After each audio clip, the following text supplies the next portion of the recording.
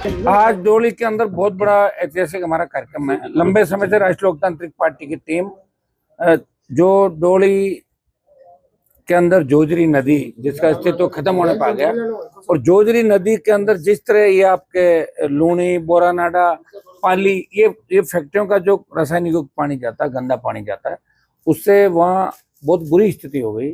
और लोग मतलब किस तरह जी रहे हैं वहाँ देखा कि बच्चों के जिस तरह वीडियो वायरल हो रहे हैं, जिस तरह महिलाएं तकलीफ में, खेती खराब हो रही है, सांस नहीं ले पा रहे, बीमारियां फैल रही है। इसको लेकर लगातार 40-50 साल से वहां के लोग परेशान हैं, लेकिन किसी ने उनकी सुध नहीं ली। छोटे मोटे जब आंदोलन आरएलपी ने शुरू किया तो कई नेता मुंह दिखाने के लिए वहां गए भी थे।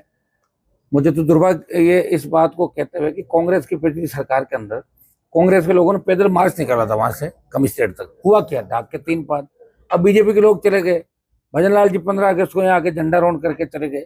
उनको घोषणा करनी चाहिए थी यहाँ पे मीडिया के सामने कि इसका शीघ्र हम इतने टाइम के अंदर एक टाइम पीरियड देके जिसके अंदर हम इसकी समस्या का पुख्ता समाधान करेंगे। ट्रीटमेंट प्लांट के अलावा फैक्ट्रियों का दूषित पानी कैसे दूषित होकर नहीं गिरे, इसकी पूरी व्यवस्थाएं वही लोग, राजस्थान की सरकार के, दिल्ली में भी डबल इंजन की सरकार है। तो 14 तारीख से कार्यक्रम रखा था। 14 तारीख को पुलिस ने गिरफ्तार कर लिया आरएलपी के नेताओं को, कार्यकर्ताओं को, उनको रिहा करवाया। चूंकि राष्ट्रीय पर्व था तो हमने भी फिर इस तारीख को, लोगों की इच्छा थी कि 17 तारीख का आज का कार्यक्रम रखा है। मैं काफी लेट चल रहा हूँ, लेकिन मजबूती के साथ आज हम लड़ेंगे। जोधपुर शहर, जोधपुर का आसपास का वातावरण, पाली, जोधपुर, बालोतरा, बाड़मेर के इलाकों को बचाने के लिए। और अब हर जगह आप देख रहे हैं कि लड़ते हुए आपको आरएलपी के लोग ही नजर आ रहे हैं।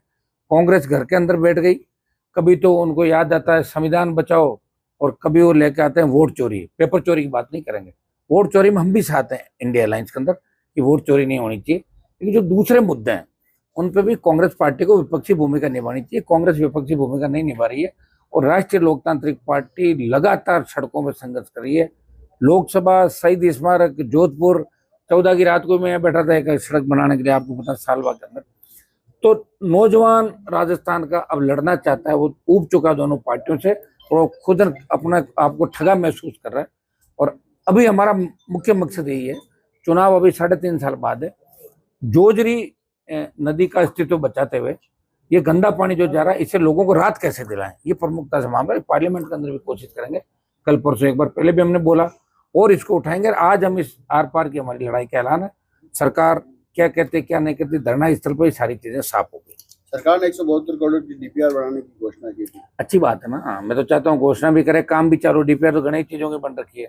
सरकार आती है, सरकार देखिए, सरकारें चाहती है और फिर चली जाती है, फिर कई मुखिया बदल जाते हैं। मान लो भजन लाल जी ने घोषणा की, इनके भाई के दूसरे आ गए तो क्या करेंगे, वो इनका काम भूल के दूसरा काम चालू कर देंगे।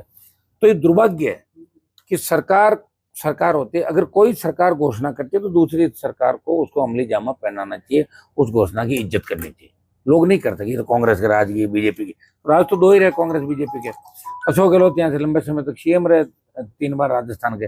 दुर्भाग्य से जोधपुर और बालोतरा की जो स्थिति है उसमें कहीं न कहीं कांग्रेस का भी उतना ही रोल है जितना भारतीय जनता पार्टी का। सर, वोट जो जिस तरीके से एसआई भर्ती का जो बहस पूरी हो चुकी है, फैसला आने वाला है, बस वेट कर रहे हैं हम। सुनिए मेरी बात, 115 दिन से ज्यादा का बड़ा आंदोलन चला राजस्थान के अंदर, जेल भरो आंदोलन, लाखों लोगों की रैलियां, गवर्नर से मुलाकात, लोकसभा के अंदर मुद्दा उठाया, ऑल पार्टी मीटिंग में नड्डा जी से ये कहलवाया कि इस पर चर्चा कराएंगे देश के अंदर जो पेपर लीक हो रहे हैं, बिहार, बंगाल या राजस्थान, जो पेपर लीक की सबसे ज्यादा घटनाएं हो रही है।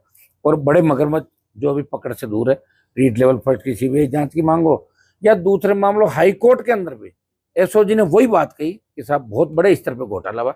अब हाईकोर्ट पर सबकी नजरें हैं, हाईकोर्ट कर देता है ठीक है, निरस्त नहीं करता है तो 1 लाख से ज्यादा जवान राजस्थान से, हरियाणा, पंजाब, यूपी, दिल्ली से लाखों की तादाद में जवान राजधानी को घेरेंगे।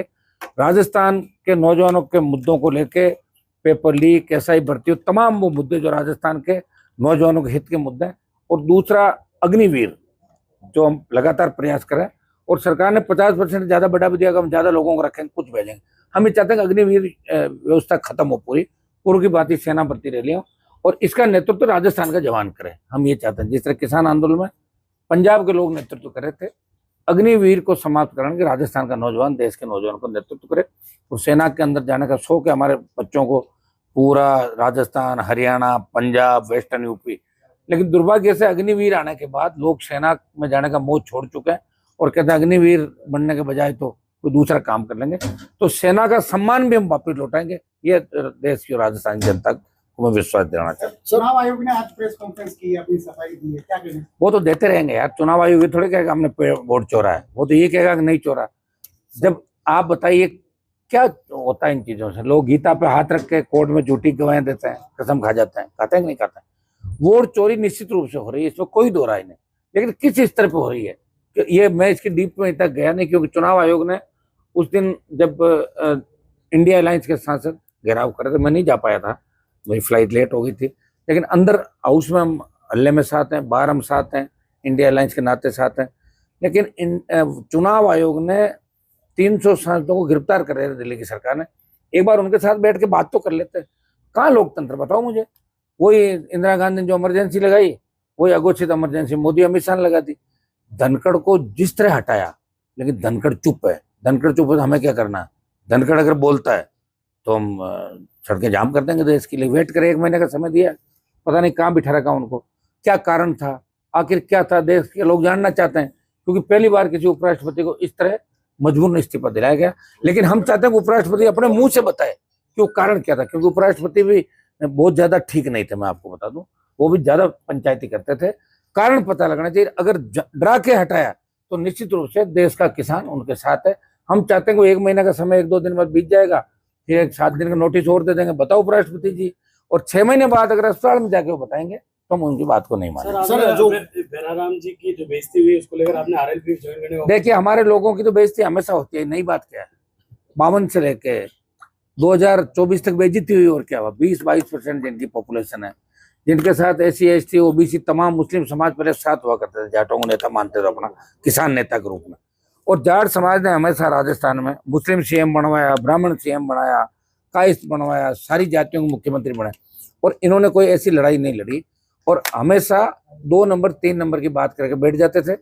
बेराराम जी को जाना ही नहीं चाहिए एयरपोर्ट, कौन सी वहां इनके शपथ ग्रहण समारोह था एयरपोर्ट पर, जब नाम नहीं था क्यों बेइज्जती कराने गए? क्योंकि ये तो तैयार बैठा ना बेइज्जती करने के लिए।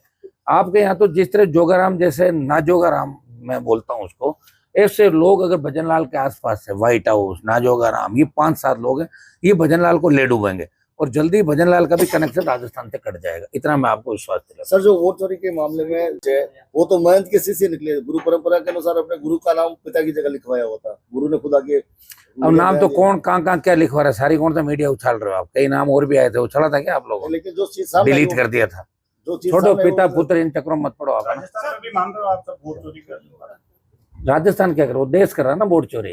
राजस्थान में चुनाव आप तो चुनाव आयोग बोस हुआ है, यहाँ तो पंचायत राज और पालिका के लिए चुनाव आयोग अलग बना रखे हैं। वो जो केंद्रीय चुनाव आयोग है वो वोट चोरी करा, लिस्ट वही जारी करा। 100% देश में हो रहा था, राजस्थान में भी हो रहा होगा। सर, जिस तरह से आप वोट चोरी की बात कर रहे हैं, तो शपथ पत्र की मांग की गई थी, एफिडेविट दे दीजिए उसका आपको। अभी तो भजनलाल जी का एफिडेविट देख रहे हैं भाई, उन्होंने क्या हल्फनामा दिया भजनलाल जी का? भजनलाल जी का खुद का हल्फनामा है, वो हमने मंगाया, 2-3 हल्फनामे अलग अलग फार्म के चेक करवा रहे हैं। मुझे तो उसमें भी गड़बड़ लग रही है, उसमें सर, जाति और EVM है निकल कुछ सकती या है, वोट चोरी होता है? कोई दूसरी जाति निकल सकती है उनकी।